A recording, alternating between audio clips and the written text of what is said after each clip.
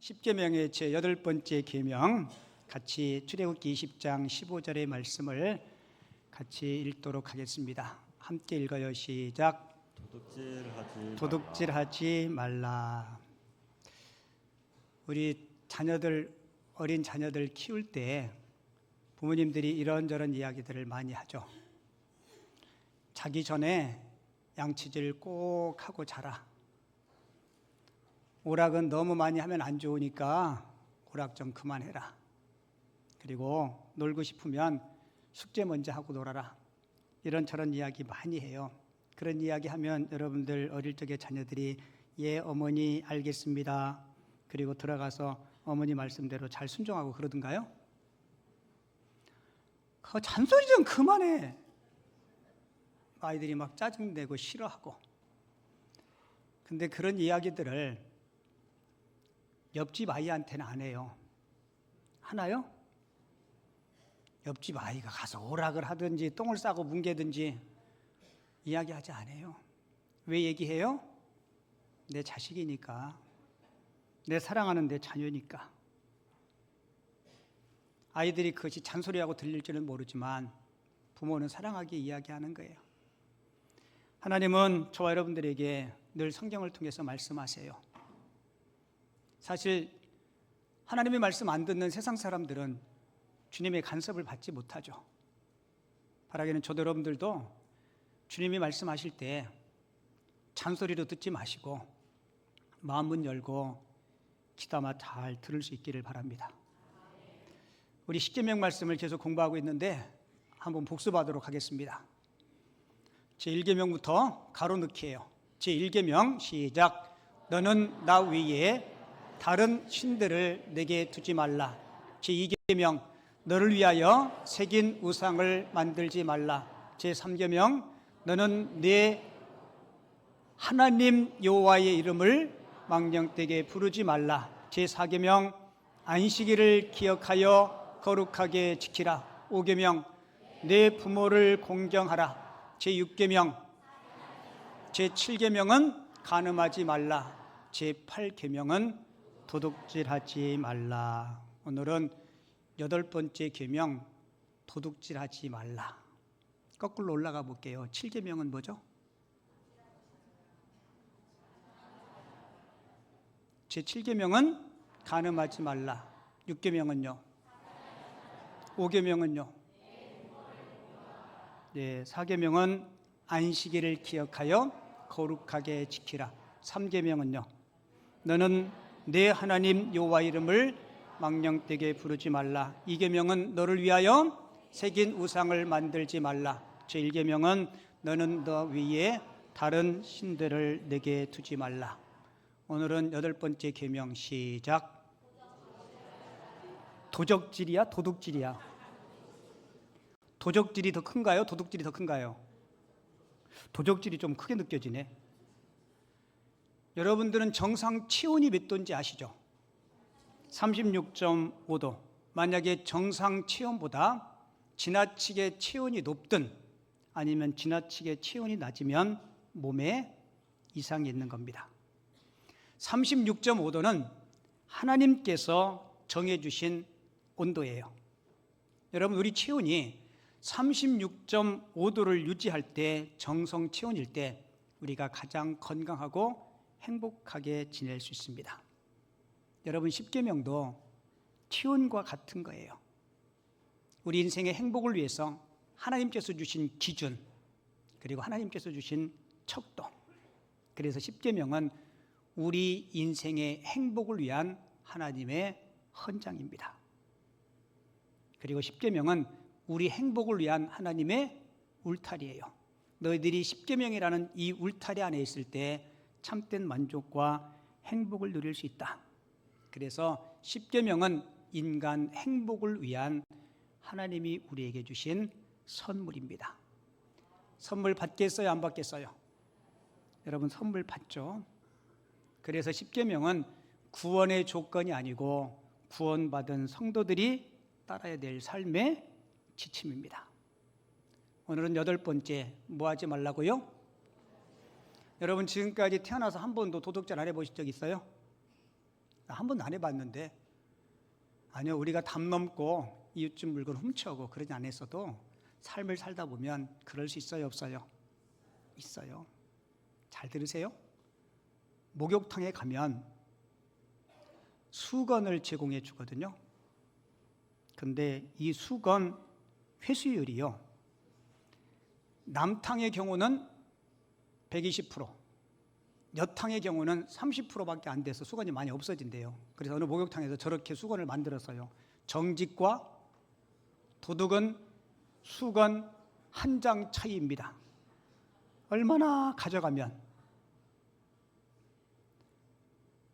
남자들은 왜 회수율이 120%인지 아세요? 집에서 가져온 수건도 귀찮으니까 안 가져가. 목욕탕에 그냥 놓고 가. 근데 여성분들은 집에 가서 뭐 걸레라도 할까. 여기 앉아있는 우리 성도님 중에는 한 번도 목욕탕에 수건을 가져오신 분이 없으리라고 제가 그렇게 자신감 있게 얘기할 수가 없겠네요. 요즘은 거의 안 가져올 거예요. 근데 옛날 분들 그냥 뭐 하나씩 둘씩 집에 가서 쓰지, 이렇게 별로 그냥 양심의 가책도 안 느끼고 가져오신 분들, 제가 인터넷 검색해 보니까요, 저 문구 말고 정직과 도덕은 수건 한 장 차이입니다 말고 어떤 데 이렇게 써 있어요. 훔친 수건. 집에 가져가면 무슨 수건이에요? 훔친 수건. 근데 어느 분은 그게 양심의 가책을 느끼니까 그분만 가위로 잘라. 여러분, 크든 작든 어쨌건 가져오면 안 되죠. 근데 도둑질은 개인과 개인에게서도 이루어지고요, 개인과 공익 사이에서도 이루어지고, 나라와 나라 사이에도 이 도둑질은 성립되는 경우가 있어요. 사실 보편적으로 우리 성도님들도 다 그렇지만 이 목회자가 사회 경험 없으니까 착하고 좀 어리숙하잖아요, 그죠? 그래서 이 사기꾼들이 교회를 많이 와요. 여러분들이 저 보면 제가 사기 당하겠어요, 안 당하게 생겼어요? 그렇죠, 안 당하게 생겼죠? 저희 형님은 가끔 저하고 안 닮은 형님 우리 교회 와서 설교도 하고 그랬잖아요, 그죠? 그 형님은 많이 당했어요. 최고 많이 당할 때 8천만 원까지 당했어. 아주 등신도 상등신이에요. 그럼 나한테 늘 하는 얘기가 너 조심해라. 내가 형님이나 조심하셔. 교회 있다 보면 상가교회 옛날에 있을 때도 그렇고, 어느 분이 허름하게 와가지고 목사님, 제가 저기 지방에서 올라왔는데 지갑을 잊어버렸대. 가야 되는데 차비가 없대. 그 좀 도와달라고. 제가 가면 붙여드리겠다고. 그럼 도와줘야 돼요, 안 줘야 돼요? 예? 당연히 도와줘야죠, 그죠? 근데 문제는 이게 진짜인지 가짜인지 진위 여부예요. 그죠? 그 당신 진짜로 왔냐? 부산 어디서 왔냐? 그럼 술술 얘기해줘, 그죠? 그 제가 도와드렸어요. 근데 여러분 그런 경험이 있어. 저기 진짜인지 가짜인지 몰라가지고 미행을 한번 해봤어요. 그랬더니 그거 가지고 어디 간지 알아요? 술집에 들어가서 술도 먹고. 그래서 그 뒤부터 제가 이걸 어떻게 해야 될까? 또 진짜 있을 수 있잖아요, 그죠? 많이 힘드시겠네요. 그럼 제가 도와드릴게요. 저 같이 가시죠. 파출소에 가면 그런 분들 도와줘요. 같이 가시자고 제가 말씀해 드릴게요. 그러면요, 36개 주랭랑 쳐요. 우리 주변에 그런 분들 참 많아요. 어떻게 알았는지 제 휴대폰 문자로, 목사님, 제가 지금 어디에 수감돼 있는데 뭐 그럼 영치금도 좀 넣어달라고, 뭐 이런 분들이 엄청나게 많아요. 제가 주님 앞에, 주님, 이 사람이 진짜인가요, 가짜인가요? 제가 물어봤어요, 기도로. 그랬더니 주님은 말씀 안 하시더라고요. 우리 주변에 진짜 그런 사기꾼, 우리 교회도 보이스피싱 당하신 분들도 계셔요.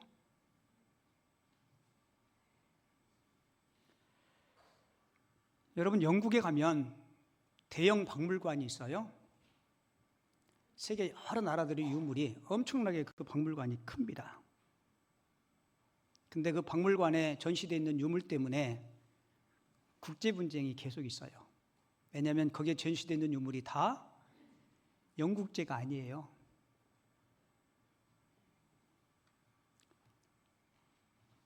식민지 나라에서 많이 갖다 옮겨놓은 겁니다. 이집트 유물이 제일 많은 것 같더라고요. 그러니까 빼앗아 왔는지 훔쳐왔는지 가져왔는지는 모르겠지만 원래 나라들이 돌려달라고, 우리 거니까 돌려달라고. 그럼 이렇게 이야기한대요. 지금 세월이 얼마나 지났는데 우리가 훔쳐온 것도 아니고 빼앗아온 것도 아니고 당신들이 버린 거, 방치되어 있는 거 우리가 가져온 거다. 솔직히 돌려줘도 봉헌할 때가 있고 잘 관리할 수 있느냐? 우리가 잘 보관할 테니까 보고 싶으면 와서 보십시오. 그 대신 입장료는 받지 않겠습니다. 그래서 진짜 그 대형 박물관은요, 입장료가 없어요. 여러분, 우리나라 일제 36년 동안 우리 대한민국의 보물급 유물들 일본 사람들이 많이 가져갔어요, 안 가져갔어요? 훔쳐간 거예요? 뺏어간 거예요? 가져간 거예요? 맞아요. 훔쳐간 거예요. 그게 도적질이에요. 돌려달라. 돌려줘요? 안 돌려줘요? 왜 안 돌려줘요? 이렇게 이야기해요. 우리 사왔다. 그 사람들 몇 푼 안 되는 돈도 줬는지 아니면 협박을 했는지. 솔직히 많은 유물들을 우리가 도적 맞았어요. 어쩌면 여러분들이 설교를 들으면서 저 도둑질하고는 나하고 별로 상관없겠다. 아니요. 어쩌면 우리 삶에 깊숙이 개입됐는지도 몰라요. 자, 어떤 것이 도둑질인지 제가 여러분들에게 자막을 통해 설명드릴게요. 첫째는 남의 것을 빼앗는 행위. 여기에는 임금체불, 고리대금, 부도덕한 상거래, 그리고 탈세도 도적질이고요. 뇌물을 받는 것도 도적질이고, 지적 재산권을 침해하는 것도 도둑질이고, 그리고 하나님의 것을 하나님 앞에 드리지 않는 것도 성경은 뭐라고 이야기해요? 그것도 도적질이라고 이야기해요. 1904년도에 영국 웨일즈에서 놀라운 신앙의 부흥운동이 일어납니다. 그때 교회마다 사람들이 심령이 새로워지고요, 그리고 교회가 양적인 부흥이 임해요. 이 소문이 교회 다니는 사람뿐만 아니라 믿지 않는 사람들에게도 들려지기 시작해요. 근데 교회를 한 번도 간 적이 없던 보석상 주인이 교회가 부흥한다는 이야기, 영적인 변화가 있다는 이야기를 듣고 그가 난생 처음 교회를 갑니다. 교회를 가서 예배를 드리는데 처음 온 분이니까 무슨 이렇게 마음에 무슨 감동이 있겠어요? 근데 그분이 교회 가서 첫 예배를 드리면서 느끼는 게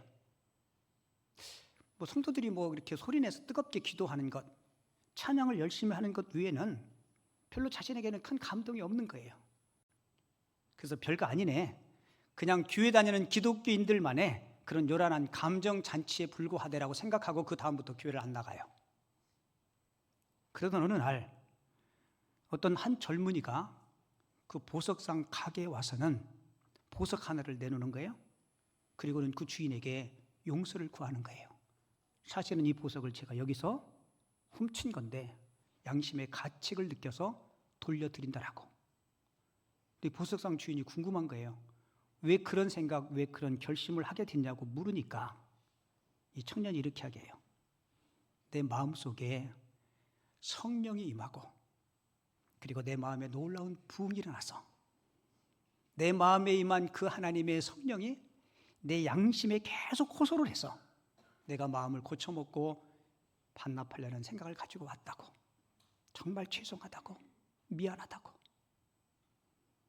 여러분, 보석상 주인이 그 청년의 그 모습을 보고 이게 심령의 부흥이구나. 여러분, 맞아요, 안 맞아요? 맞아요. 성령님이 내 안에 오면 내 잘못된 것, 내 그릇된 것, 내 고착된 잘못된 생각들을 성령님이 바로 잡아주십니다. 이 주인이 그 모습을 보고 나도 교회를 나가야겠다는 생각을 가지고 그 다음부터 교회를 나갔고, 성령님이 보석상 주인의 마음에도 찾아오시고 그가 거듭난 그리스도인이 되었다는 겁니다.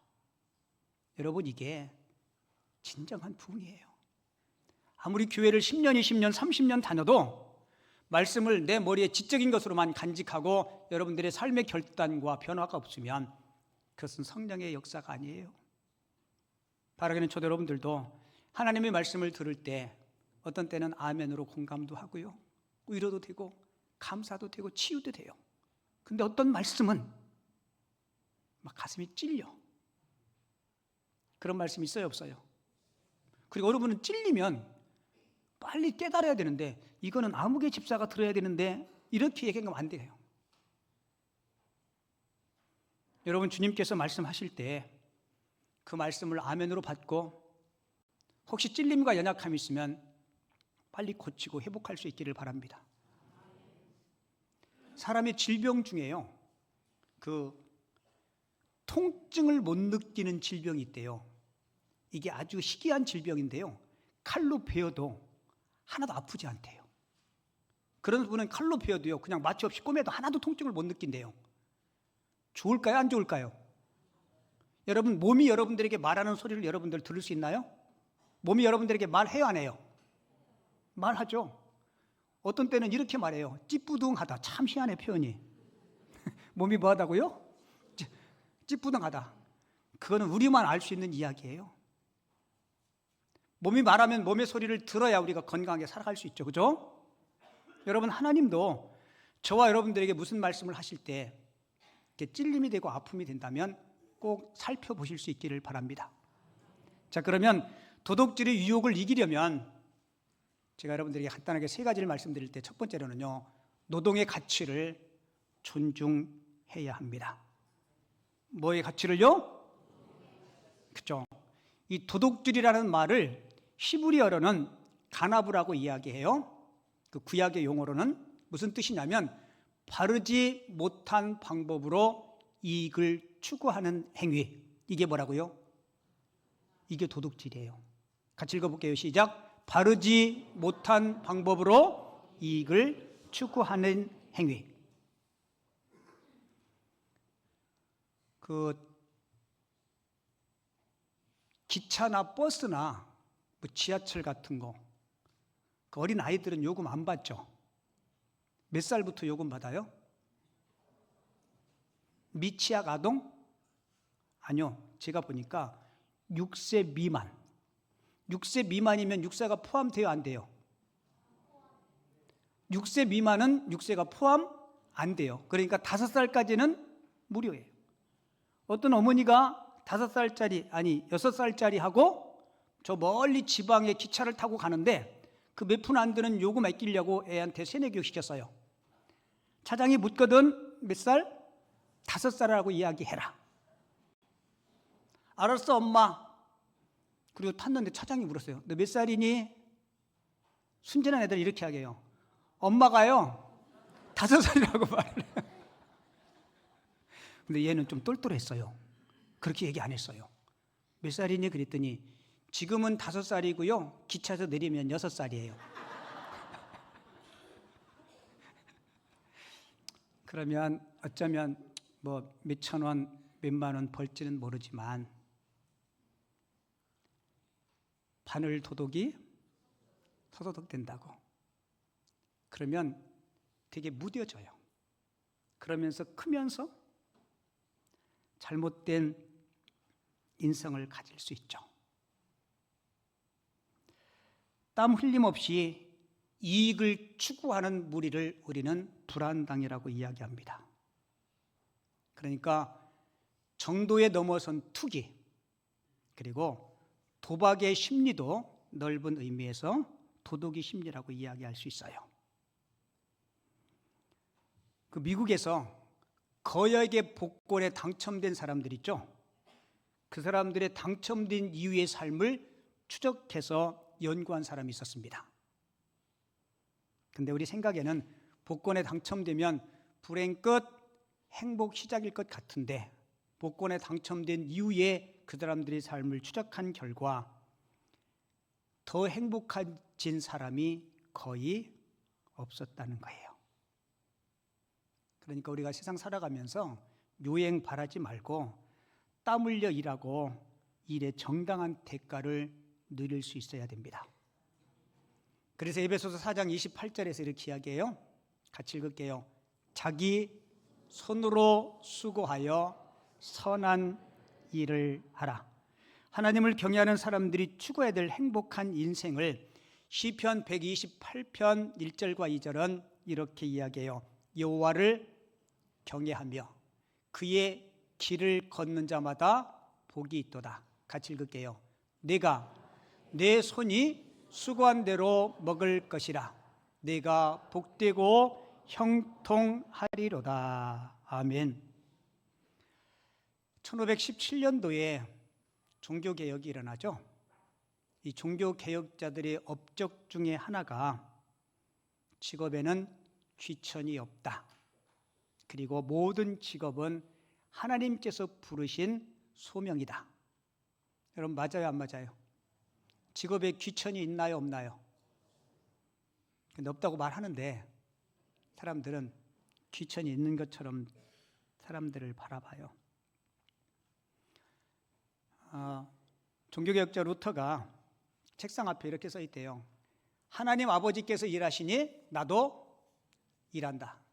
그리고 그가 성경 연구하다가 틈틈이 밖에 나가서 노동도 하고, 그리고 루터가 이런 얘기를 했어요. 노동은 신령한 것이고 일의 즐거움을 아는 사람은 도둑질의 유혹을 받을 일이 없다.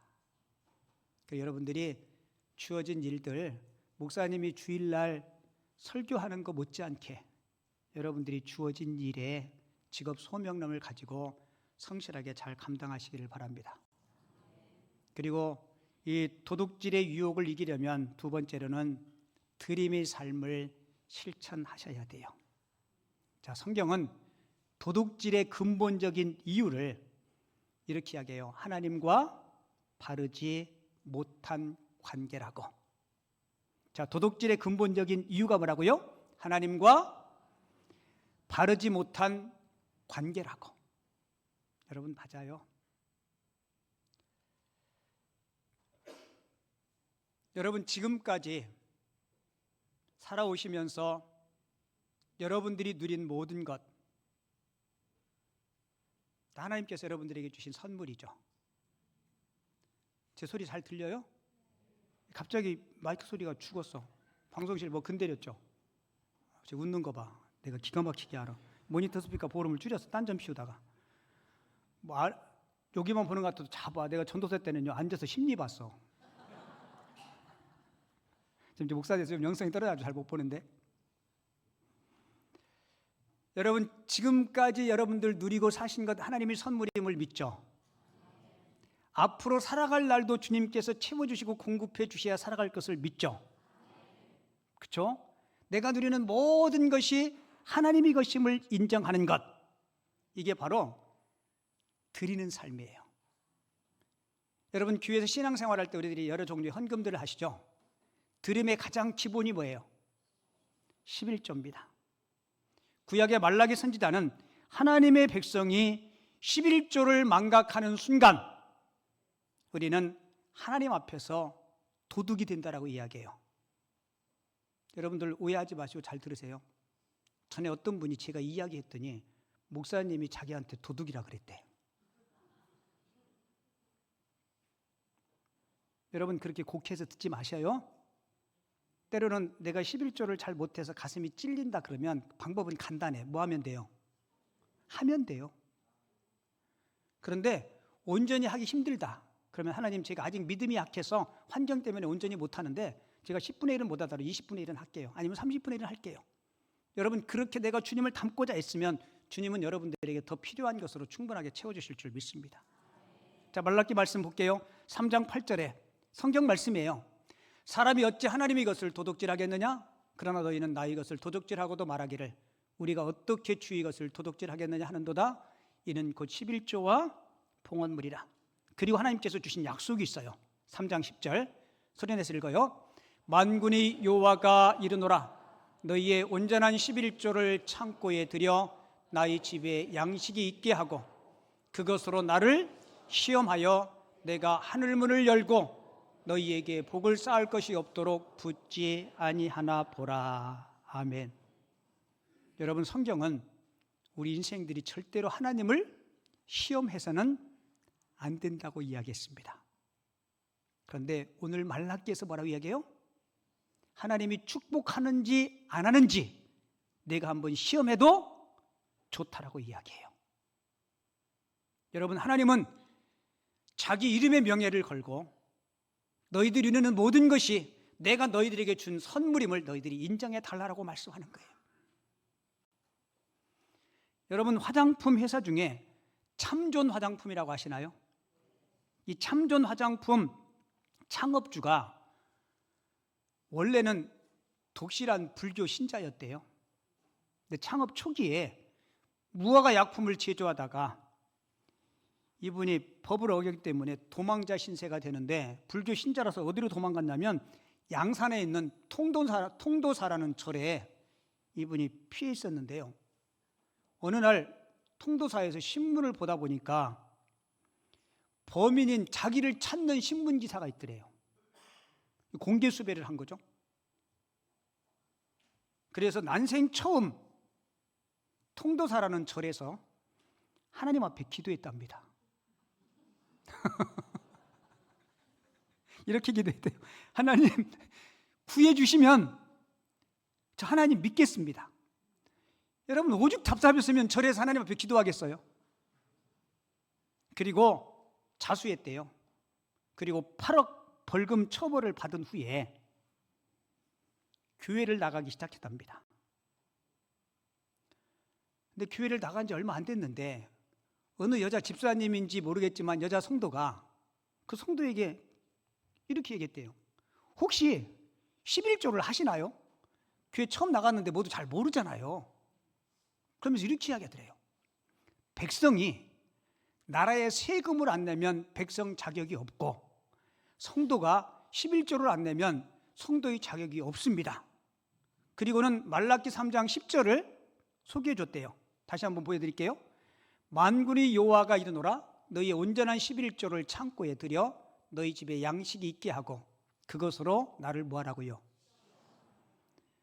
요 참존 김광석 회장이 다른 이야기는 안 들어오고 시험하여 보라, 요것만 탁 마음에 와닿더래요. 그래서 그 이야기를 듣고, 그러면 하나님, 제가 딱 한 번만 시험해 보겠습니다. 이제 11조를 떼먹지 않고 드릴 테니까 하나님 쌓을 것이 없도록 복을 부어주는지 내가 한번 시험해보고 안 주면 교회 안 다니겠습니다. 세게 나오는 거죠, 그죠? 그리고 그렇게 이야기할 때 1년 매출이 1억 원이었대요. 이익금이 아니고 매출이. 그리고 시작을 했답니다. 그런데 그 이듬해에 11조를 드리고 그 이듬해에 매출이 8억 원으로 늘었다고 해요. 그리고 그 이후에 말 그대로 하나님이 쌓을 것이 없도록 하늘문을 여시고 그에게 부어주셨다라는 그 간증을 제가 책을 통해서 봤어요. 여러분, 하나님은 자신의 이름의 명예를 걸고 우리에게 말씀하신 거예요. 근데 신앙생활하면서 가장 최고의 마지노선이 아마 이 부분 같아요. 예배도 드리고 교회에서 봉사도 하고 여러 가지 다 하는데 어느 분은 평생 이 하나님의 것을 구별하여 드리지 못하고 신앙생활을 마치는 분이 있어요. 물론 그거 안 했다고 해서 여러분 지옥 가고 천국 못 가고 그런 건 아니에요. 바라기는 저도 여러분들도 하나님이 우리 것을 뺏기 위해서가 아니고 여러분들에게 더 풍성한 것을 베풀기 위해서 하나님께서 주시는 말씀임을 여러분들이 꼭 믿음으로 받으시기를 바랍니다. 여러분에게 책 한 권 소개해 드릴게요. 혹시 안 읽어보신 분이 있으면 작은 소책자인데 꼭 한번 읽어보시고요. 파인애플 스토리, 파인애플 이야기예요. 파인애플과 관련되어 있는 이야기인데 한 선교사님이 파푸아 뉴기니아에 선교지로 갔어요. 그래서 원주민들을 대상으로 선교 활동을 하는데 이분이 열대과일 파인애플을 먹고 싶은 거예요. 야채도 필요하고. 그래서 그 원주민들을 시켜서 인건비를 주고 파인애플을 심었어요. 한 2, 3년 지나고 이제 파인애플을 거둘 시기가 됐는데 밭에 갈 때마다 파인애플이 없어요. 익은 건 누가 다 잘라간 거예요. 누가 가져갔겠어요? 그 원주민들이. 그래서 이 선교사님이 화가 나서요. 그 원주민들을 위해서 열었던 병원 문, 약국 문도 다 닫아버렸어요. 이제 저런 인간들 내가 치료해주지 않겠다. 배은망덕한 인간들 내가 고쳐주지 않겠다. 그러니까 원주민들이 와서 아프니까 우리가 이제 파인애플 훔쳐가지 않을 테니까 제발 약국문도 열고 병원도 문을 열어서 우리 좀 고쳐달라고. 그래서 다시 또 약국문 열고 병원 문 열었어요. 그래도 여전히 가져가는 거예요. 왜 약속을 안 지키냐 그랬더니 그분이 이렇게 하는 거예요. 원주민들이. 우리의 법칙은 심은 사람이 주인이다. 누가 주인이에요? 내가 인건비를 받고 심었는데도 심은 사람이 주인이다. 이게 우리의 법칙이다. 그래서 따다 먹는 거다. 그래서 또 병원 문 닫고 심지어 큰 세파트 개 풀어가지고 파인애플 지키고 그들과 보이지 않는 피 튀기는 싸움하다가 안식년을 맞이해서 조국에 들어와서 어떤 세미나에 참석했어요. 새생활 세미나에 참석해서 이 선교사님이 큰 감동을 받아요. 우리 가진 모든 것은 내 것이 아니고 하나님 것이다. 하나님 앞에 드려야 한다. 거기서 선교사 부부가 깨닫고 여보 우리 파인애플 그 밭 우리 하나님 앞에 드립시다. 그리고 진짜 드렸어요. 드린 뒤에 여전히 원주민들은 파인애플을 훔쳐가요 안 훔쳐가요? 훔쳐가는데 화나요 안 나요? 안 나요. 왜요? 내 거 아니니까 하나님 앞에 드렸잖아요. 근데 계속 훔쳐가도 화 안 내니까 원주민들이 또 이상한 거야. 그 당신 왜 안 내냐? 그래서 그 내 거 아니다. 그럼 누구 거냐? 누구 거예요? 하나님께 내가 바쳤다. 이거 하나님 거다.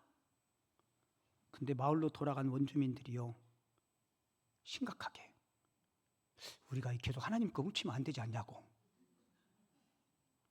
그리고 사냥도 잘 안 되고 아이들도 아프고 임신도 안 되고 그러면 그들이 생각하기를 우리가 하나님 것을 도적질해서 우리가 벌을 받나 보다. 그러면서 그들이 마음속에 점점 하나님에 대한 두려운 마음이 찾아오기 시작하는 거예요. 그리고 그 뒤부터는 파인애플을 안 훔쳐가요. 2, 3년 지났는데 그 큰 파인애플 밭에 파인애플이 다 익었어. 원주민들이 선교사님을 찾아와서 이거 그냥 내비두면 다 썩는데 이거 어떻게 해야 되냐고. 여러분 어떻게 해야 돼요? 그렇죠. 그걸 다 수확해서 파인애플 파티도 하고 원주민들에게 하나씩 둘씩 나누어 주고. 여러분 그때 선교사님이 깨달은 게 뭔지 알아요? 몇 년 동안 그들의 영혼 구원하기 위해서 했었는데 단 한 번도 선교사님의 이야기를 귀담아 듣지 않았어요. 왜요? 말과 행동이 일치하지 않는 거예요. 사랑을 이야기하지만 진정한 자기 헌신의 사랑이 없었던 거예요.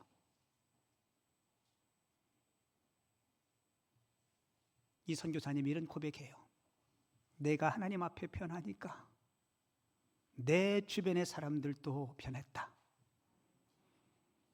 내가 하나님 앞에 변하니까 내 주변의 그들도 나를 통해서 역사하시는 하나님을 보며 그들도 그리스도인들이 되었다. 여러분 내가 하나님 앞에 드리면 시간을 드리고 은사를 드리고 나의 가진 것을 드리면 하나님께서 구체적으로 일하실 줄을 믿습니다. 우리 모두 그런 하나님의 살아계심을 체험하는 하나님의 사람들 꼭 되시기 바랍니다. 그리고 여러분들이 설교 중에 가장 듣기 좋아하는 소리 끝으로 제 설교는 끝이 있고요 그 뒤에 마지막이 있고 그래요. 그러니까 너무 기대하지 마세요. 도둑질의 유혹을 이기려면 나눔의 생활을 하십시오. 무슨 생활이요? 세상에는 주는 자와 받는 자가 있어요. 우리가 어릴 적에는 주로 받는 자의 삶을 살죠. 근데 어른이 되고 성숙하면 점점 받는 자의 삶에서 주는 자의 삶으로 바뀌게 되죠. 성경은 주는 자 받는 자 누가 더 복이 있다 그래요? 주는 자. 성경 한번 확인해 볼게요. 사도행전 20장 35절 주 예수께서 친히 말씀하신 바 같이 읽어요. 주는 것이 받는 것보다 복이 있다 하심을 기억하여야 할지니라. 아멘. 여러분 하나님은 저와 여러분들에게 주는 자예요 받는 자예요? 주는 자예요. 신구약 66권 신구약 성경 전체 이 전체의 핵심 요절이 요한복음 3장 16절이에요. 하나님이 세상을 독생자를 뭐 하셨어요? 주셨어요. 여러분, 저 말은요, 하나님은 모든 것을 다 주셨습니다. 독생자 줄 수 있어요? 아니요. 가진 나머지 모든 것은 다 줄 수 있지만 하나밖에 없는 외아들은 줄 수 없어요.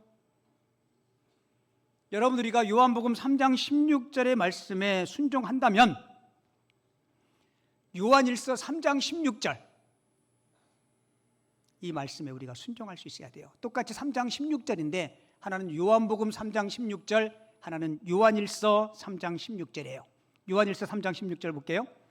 그가 우리를 위하여 목숨을 버리셨으니 우리가 이로써 사랑을 알고 우리도 형제를 위하여 목숨을 버리는 것이 할 수 있겠어요? 대답 잘 안 나오죠. 그런데 17절은 할 수 있을 거예요. 요한일서 3장 17절, 누가 이 세상의 재물을 가지고 형제의 궁핍함을 보고도 도와줄 마음을 닫으면 하나님의 사랑이 어찌 그 속에 거하겠느냐. 여러분들이 주일날 오시면 주일헌금도 하시고 감사헌금도 하시고 11조헌금도 하시고 이것저것 하시죠. 여러분들이 드리는 그 헌금 다 이웃들을 섬기고 하나님의 영광을 위해서 쓰여지는 거예요. 그리고 우리 기독교인들이 표현을 안 해서 그렇죠. 사실 이웃들을 위해서 나눔의 삶을 많이 실천해요. 이 이야기는 제가 여러분들에게 여러 번 해드린 이야기인데 못 들으신 분들을 위해서 한 번 더 이야기해드리고 말씀 마칠게요. 여러분, 하나님 앞에 헌금 드릴 때 기쁘죠? 내가 드릴 수 있음에 감사하잖아요. 그죠? 우리 주일학교 어린이들 교회 보낼 때 부모님들이 헌금을 챙겨줘요. 그죠? 여러분들 주일학교 다닐 때 얼마 하셨어요? 헌금을? 제 기억으로는 10원. 그때는 10원 가지고도 뭐 사 먹을 수 있었거든요. 지금은 주일학교 어린이들이 얼마씩 하는지 잘 모르겠는데 아마 한 1,000원 정도는 하는 것 같아요. 어느 어머니가 교회 가는 아들에게 너 교회 갈 때 헌금하라고 500원을 주면서 헌금하라 그랬어요. 500원 하나를 더 주면서 교회 갔다 올 때 맛있는 거 사 먹으라고 줬어요. 좋아요, 안 좋아요? 500원 2개인데 어느 게 더 좋아요? 하나님 앞에 드리는 게 아니면 내가 사 먹을 돈이? 여러분은요? 2개 다 좋죠. 얘가 교회 가다가 신바람이 나서 막 달려가다가 넘어졌어요. 넘어지면서 손에 틀켜있던 동전이 떨어졌겠죠. 그죠? 떨어졌는데 아프지만 시선은 굴러가는 동전에 있었어요. 하나는 가다가 넘어졌고 하나는 계속 굴러가다가 도로 옆에 있는 맨물뚜껑 구멍으로 하나가 쏙 들어갔어요. 얘가 벌떡 일어나서 땅에 있는 500원을 딱 손에 쥐고 500원 한 번 쳐다보고 하늘 한 번 쳐다보고 500원 한 번 쳐다보고 하늘 한 번 쳐다보고 그리고 이렇게 이야기했대요. 하나님의 것이 저기 빠졌네요. 여러분 같으면 어떻게 해요? 하나님, 제 것이 제게 빠졌네요. 근데 우리도 그 아이와 별반 다를 게 없을 수 있어요.